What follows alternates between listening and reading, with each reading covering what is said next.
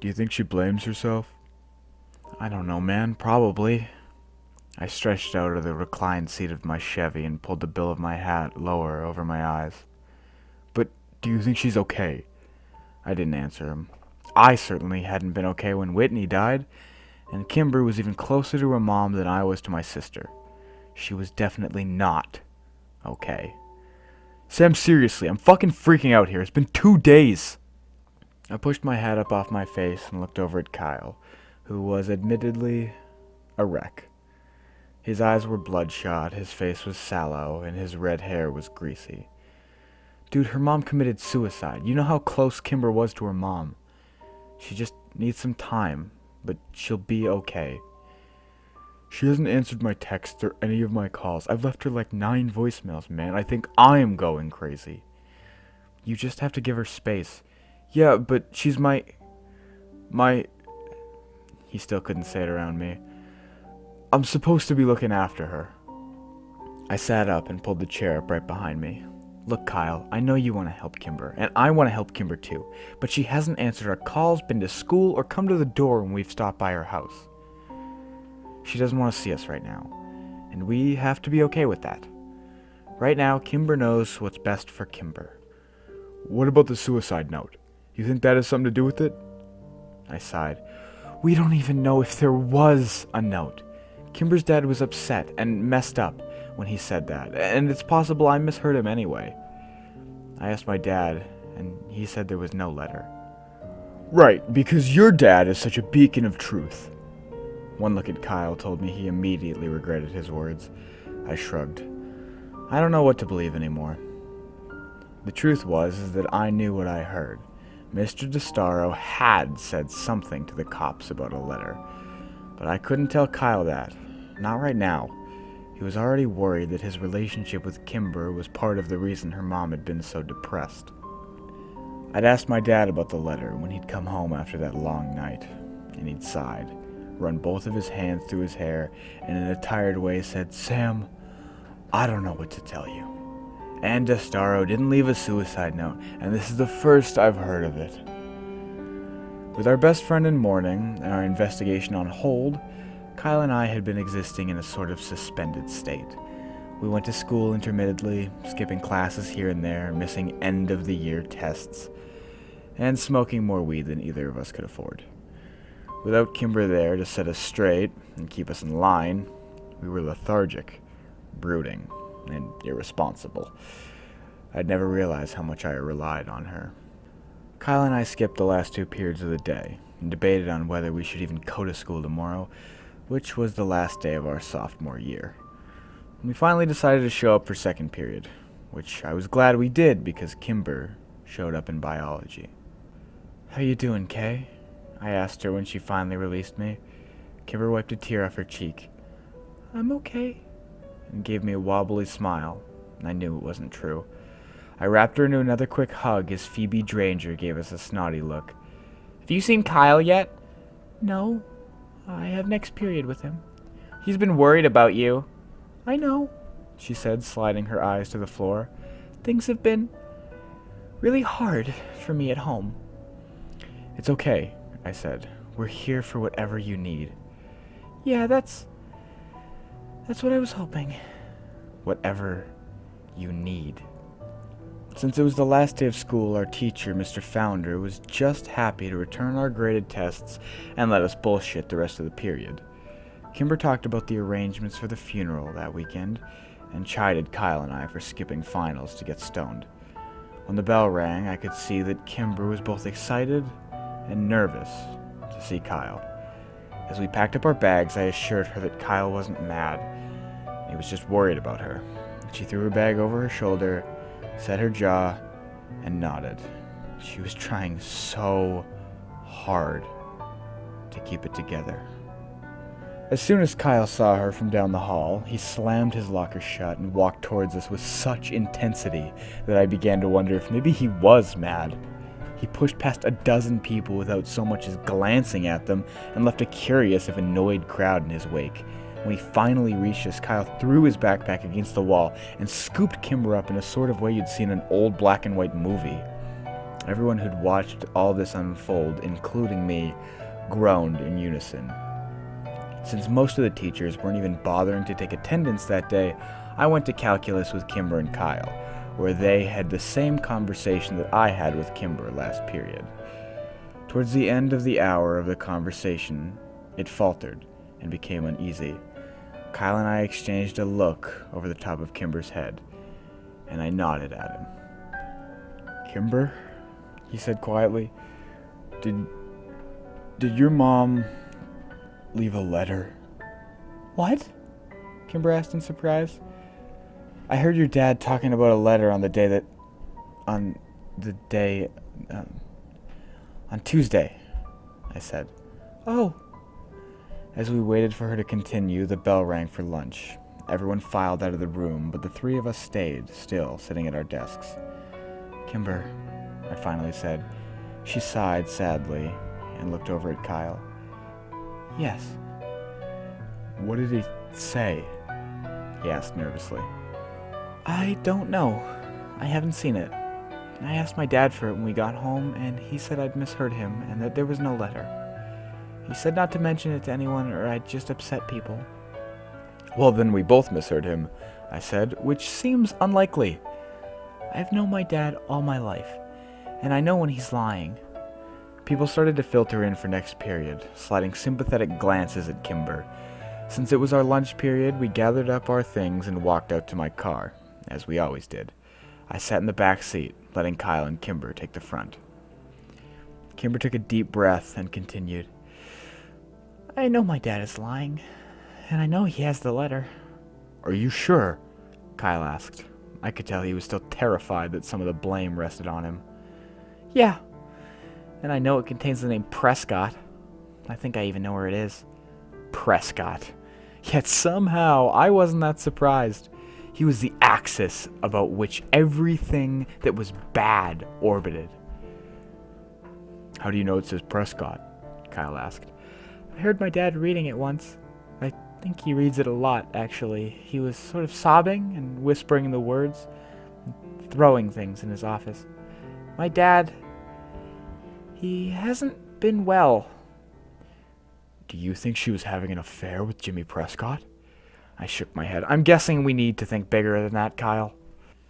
"I agree," Kimber said to her hands in her lap. "With everything we know about the Prescotts, I'm pretty sure this isn't about an affair. It's all connected somehow, don't you think? I mean, my dad was the love of my mom's life, but she only left a letter for me. I think that somehow I'm the one she wronged, not him, you know? I think she did something to me, or maybe she did it because of me." Kimber's voice broke over that last sentence, and Kyle pulled her over and kissed her on the top of the head and whispered words to her that I couldn't hear. "So, we need to get the letter," I said after giving them a minute. "Yes, I really need to read it." Kimber's voice was still wobbly. "Well, how do we get it?" I asked. "If it's in the office, we just need to wait until her dad isn't home," Kyle said as he looked out the window. "You don't think I thought of that?" Kimber sighed. "He never leaves his office, not since we got home from the hospital. He sleeps in there. So we need to get him out." "No, we need to get me in. Tomorrow is my mom's funeral, and half of Drisking will be there, including my dad, of course. I need to leave without him noticing and run home so I can go through the office." "Okay, that's easy," I said. "Without my dad noticing. And I need to be back by the end of the service." We both nodded, but stayed silent because it looked like Kimber was weighing saying more. "My dad, he's been very cold, and I think he blames me," Kimber finally said. "That's bullshit," Kyle spat. "Can you guys help me?" "Absolutely. Of course." We spent the rest of the lunch hour creating a plan far more strategic than the mission probably needed. Kyle and I would engage Mr. Destaro in conversation, and then Kyle would get a text from Kimber telling him that she was having a nervous breakdown in the bathroom. Kyle would leave to go comfort her, and they would take my car to the Destaro house. I would stay behind to keep an eye on Kimber's dad while they were gone. I went to work that afternoon for the first time since Monday. Mira seemed to be in a much better mood and let me go home early since it was a Friday. I didn't sleep well, though.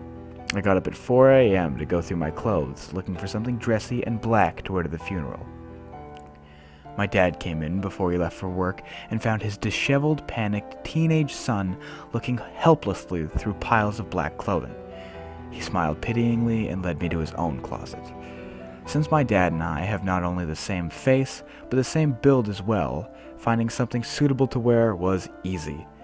I thanked him, and he asked me to apologize for Kimber for having to work through the service, and that he sends his love.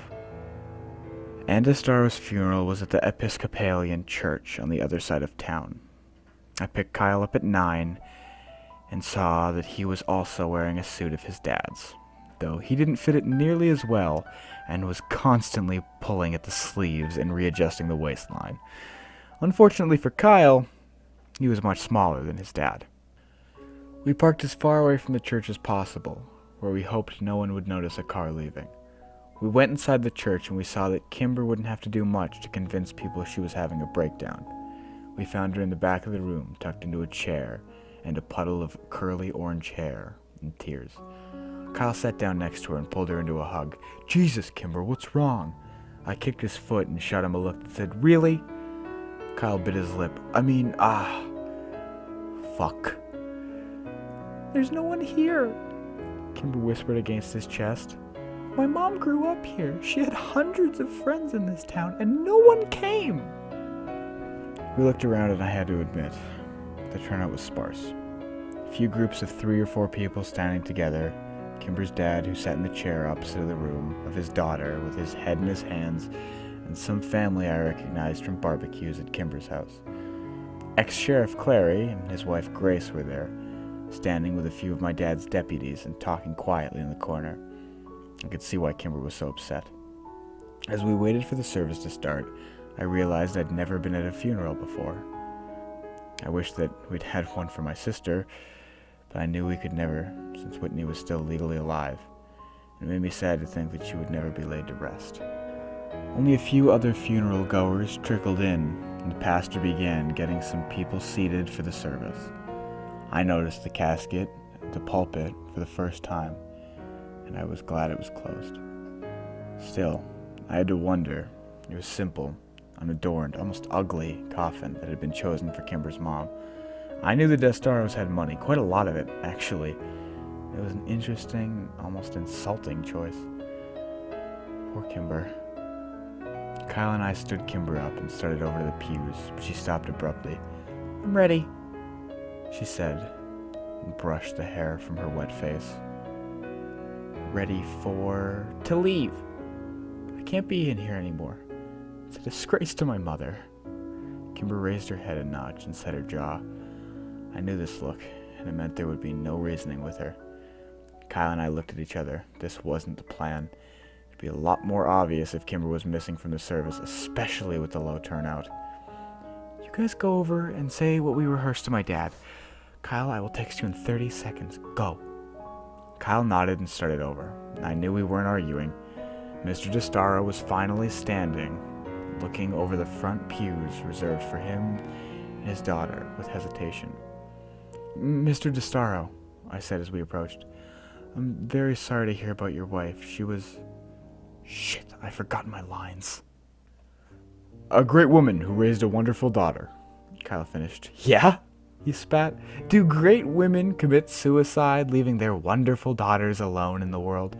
Ah, shit.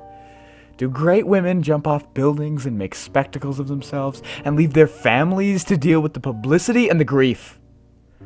Kyle's phone chirped. "Thank God." "Oh, it's Kimber," Kyle said a little too fast before he had time to actually look at his phone. "Oh man, she isn't well.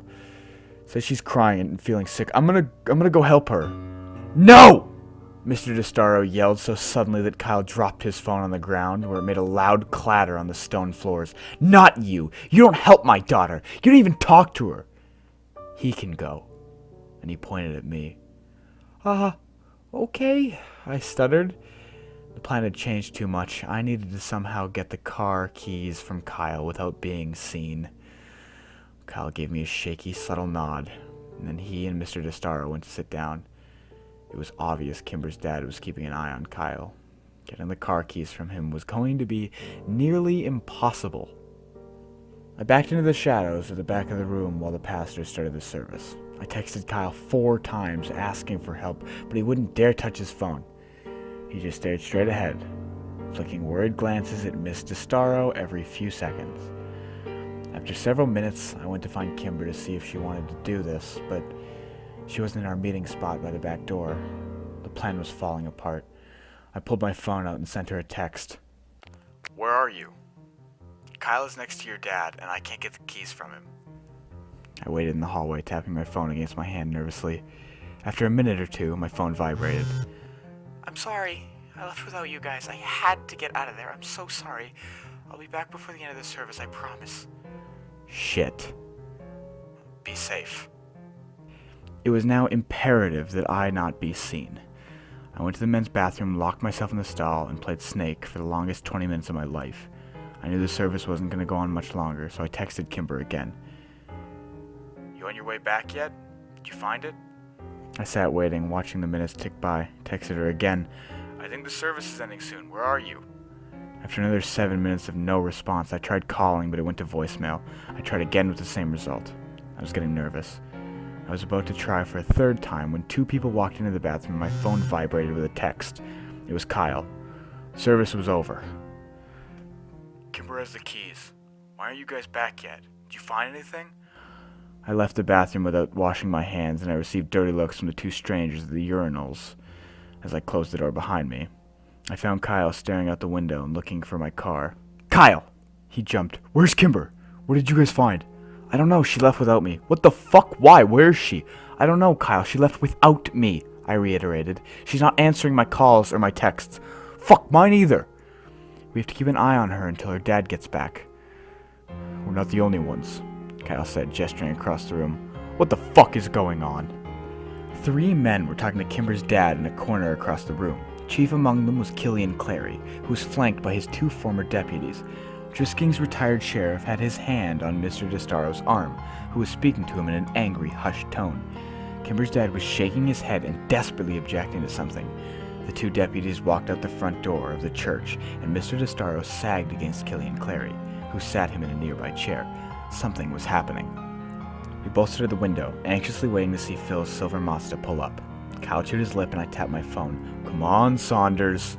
We threw the occasional look back at Kimber's dad until Clary stood him up and ushered the now inconsolable man out of the church.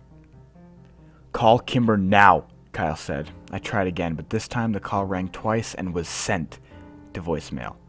I ended the call and threw up my hands, looking desperately at Kyle. "Again," he said as he took out his own phone. I got the same result, but I felt a jolt of relief when somebody answered Kyle's call. But it wasn't Kimber. "Phil, what part of town are you in? I need a ride. It's an emergency." I waited. "Yeah, man, I'm at Northridge Church. As fast as you can. I'm with Sam. I'll owe you." Kyle hung up and then immediately tried Kimber's phone. "She's sending me to voicemail, too." Suddenly, Kyle's phone chirped, and we both looked down to see Kimber's name flash up on the screen. Kyle's knees nearly buckled in relief, and he sagged against the wall. "I found it."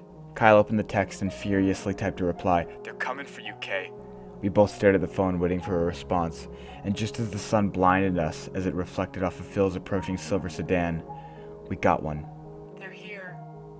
It was the last message we got from Kimber.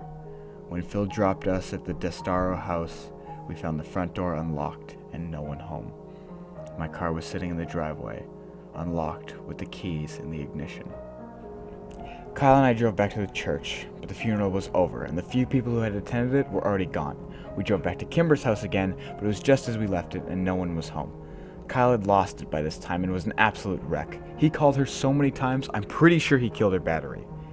His calls went straight to voicemail, and his texts went unanswered. After half an hour of begging from Kyle, I finally called my dad. He answered immediately. "Sammy, what's wrong?"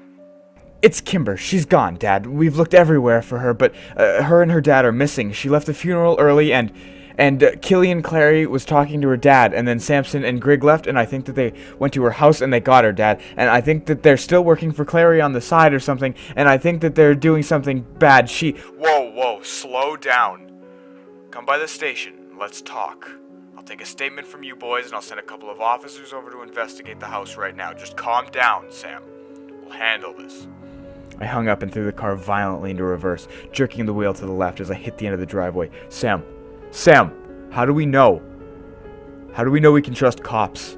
I'm not trusting cops, I'm trusting my dad, I said, my words sounding hopeless even to me. I turned into the sheriff's office, and Kyle was out of the car as soon as I slowed down enough to park. By the time I got inside, my dad had Kyle by the shoulders, and he was nodding solemnly at everything Kyle was telling him. And when my dad saw me, he motioned for an officer to take us to his office. After a few minutes, he came in and sat down across the desk from us. All right, boys, I'm going to have Officer Ramirez come in a few minutes and take a statement from both of you. I want you to know that at this point, it looks like the Destaros left town voluntarily. No way, Mr. Walker. Kimber would never... My dad held up his hand for silence. Let me rephrase. Jacob Destaro left town voluntarily. Kimber is a minor and has no legal rights here. If her dad said they're leaving, then they're leaving. But she's not answering her phone, and we went to that house, Dad. Nothing was packed. Maybe they're just getting away for a while. Maybe going to her relatives. I can't theorize as to why she wouldn't answer her phone, other than maybe she wants to be left alone for a while. Kyle was exasperated. But, look, I know it's hard for you to understand, but losing a family member takes a toll on a person. Sam, you know that. We don't know how people are going to grieve, and we don't have a right to. I think it's very likely that Kimber will be back by the fall for school. The fall? Sheriff Walker, that's 2 months away. I need you to investigate now! Kyle, I know you're upset, and no one said that we're not going to investigate thoroughly. Like you investigated Whitney's disappearance thoroughly. I spat and didn't regret the words. Sam! He snapped with more force than I'd ever heard him use. I am tired of listening to you insinuate that I didn't do everything I could to find Whitney. I love your sister more than you can imagine. She's my daughter, Sammy, and I will never give up. And what about the deputies that left the funeral to go after her? Kyle interrupted. My dad raised an eyebrow at me. Samson and Grigg. I grounded out through clenched teeth. He sighed. Boys, Samson and Grigg left the funeral because I sent them out on a call. I stood up violently, knocking over my chair in the process. Oh, come on, Dad! All right, that's enough! The sheriff slammed his hands on the desk and stood up. I told you I would tell you what I know, and I have. I understand your friend is important to you, and goddammit, the Destaros are friends of mine too. I promise you that I will use the full extent of my resources to track them down and put your minds at ease. But until then, all I can offer you is the assurance that there is no sign of foul play at this time. You boys need to get off the warpath and let us handle this. Now Ramirez is waiting in the hall to take your statements, and then both of you are going home. Understood? I said nothing and glared at my dad, seething with rage. Kyle stood up and walked out of the room with no emotion whatsoever. He walked past Ramirez and I followed him out to the car. We got in and I waited for Kyle to say something. I heard a loud sniffle and looked over to see his face slick with tears. It was the first time I'd ever see Kyle cry, but not the last. He's lying, he whispered. I just shook my head. I didn't know what to believe. Kyle turned his face away from me. I know he's lying. Something bad has happened and he's lying about it. What happened? I heard more sniffling as Kyle tried to collect himself. Dude, fucking talk to me. What do you think happened? Kimber's gone like all the others. So she's at the place where bad things happen. I punched the steering wheel. How the fuck had this happened? Not Kimber. Please not Kimber. Was this all because of me? Had her mother killed herself because of something I'd done? Something we'd found out? Was Kimber taken because of me? If I thought that for one moment that was true, I knew I'd crack into tiny pieces. No.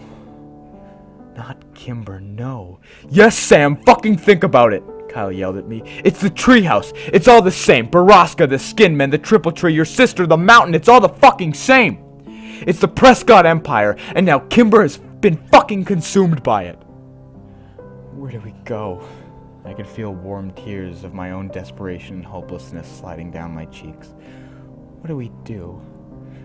What do we fucking do? Kyle threw his hands up in frustration. We have to go to Ambercott, right? It all starts and ends at the Triple Tree, Sam. Surely you figured that out. We've been to the treehouse 1,000,000 times, Kyle. There's nothing there. I don't know where the fuck else to go, Sam. I jumped as someone tapped on the window of the car, and I wiped the tears off my face. I rolled down the window as Officer Grigg leaned down and looked in the car. Hey, you boys move along home, aight? Yep, I said as I turned the key in the ignition. Officer Grigg waved at us as we pulled off of the parking lot. We didn't wave back. The treehouse, Kyle said. We drove in silence, both of us trying desperately to get a hold of ourselves. If we were going to be of any help to Kimber, we needed to be calm enough to think logically. I parked in the space next to the trailhead and saw several bikes tied to the post.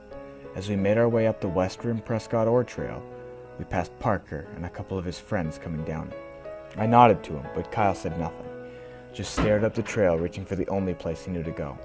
It was almost dark by the time we got to Ambercott, and there was little light left to search for whatever Kyle hoped to find. It took half an hour in the darkness before I finally convinced Kyle there was nothing there to help Kimber.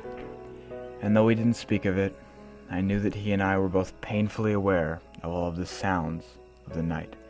We were scared, terrified down to our very bones, that we would hear the piercing, scraping, grinding, and metal screams of the monster at Borrasca that we'd become so accustomed to over the years. We both dreaded it, prayed that it would not come, and we did not speak of it. I dropped Kyle at home and promised that we would find Kimber tomorrow. I swore we would. He gave me nothing more than a shallow nod and disappeared inside his house. My dad was waiting for me in the kitchen when I got home a few minutes later. I didn't look at him. I walked over to the fridge, realizing I hadn't eaten all day. Sammy, sit down. I want to apologize for today. I took some chicken and cheese and went to the pantry for bread. I know you're scared, and I know that a lot has been going on that you can't exactly relate to, he sighed. Anne had been depressed for a good long while, Sam. Over 20 years. That'll weigh on a person. I ignored him and continued making my sandwich. I was dying inside, wondering if I could even trust the man I'd called Dad my entire life. She was suffering, Sam. And sometimes people who suffer that deeply don't know any other way out. She knew her depression was hurting her husband and her daughter, and maybe she mistakenly thought that she was doing them a favor. Mom's depressed, I said without taking my eyes from my task. He sighed. Your mother's coping okay. And this was very different, Sam. Kimber's mom has been depressed since she was in her 20s, early in her marriage, and suffering multiple miscarriages. Infertility can be very hard on some couples, and not even Kimber's birth could totally ease her pain. Dad, with all due respect, I'm tired, and I'm going to bed. Kyle and I are getting up early to look for Kimber. I threw the knife in the sink with a loud clang, and I turned to look at my dad for the first time. Please tell me you're still trying to find Kimber. The sheriff stood up from the table, looking as tired and disheveled as I felt. I promise, Sammy. And I finally believed him. The next morning, when I pulled up to Kyle's house, Parker came out to meet me. Hey, Parker, I said when I rolled down the window and cool morning air wafted in. Kyle's not here. He left around 5. Stole my dad's truck. He's pissed, so you better go. Thanks, man, I said, and then rolled up the window and took off down the street. I drove all around all morning looking for Kyle and calling his cell, but he didn't pick up until around noon. Sorry, man, I couldn't sleep. Kyle sounded a bit more stable than yesterday. That's cool. Where you at? I don't know exactly. A rare spot where I'm getting service. You in the woods? Yeah. She's out here, Sam. Somewhere in these mountains. I can feel it. I know it. Alright, well, let me meet you. Okay, just come down the West Rim Trail and I'll meet you there. I was only 5 minutes away, so I arrived before Kyle had time to get down the mountain. Mr. Landy's red Dodge Ram was parked haphazardly in a no parking zone, and I figured it would probably be towed by the time we got back. I doubted Kyle cared at this point, though. I crossed my arms and leaned up against my car as I waited for him, staring up at the dirty red trail in impatience. When Kyle finally showed, half an hour later, he was covered in sweat, dirt, and dejection. "So?" I said, pushing up off my car. "No, nothing, man." "Alright, well, let's keep searching." We hiked miles and miles of the mountain that day. We didn't find any sign of human life. And for the next few days, if the sun was out, so were we. Kyle was growing more and more desperate, crossing onto private property to look for lodging equipment and mapping out the country's main mines to search the abandoned buildings. But the mountain was big, and the needle was buried deep in the haystack. And as the days slipped away, so did Kyle's sanity. Every time I saw my dad, he would give me a sober look and promise me they were still looking. It seemed to me that even he was growing concerned. The Destaro house remained as cold and empty as the space between the stars above it. On the 11th night of our Kimberless existence, I was awoken out of a troubled sleep by a piercing, whirling, screeching sound of death at Borrasca. I cried myself back to sleep to the tortured sounds of Kyle's own agony next door. We failed her. Kimber was dead.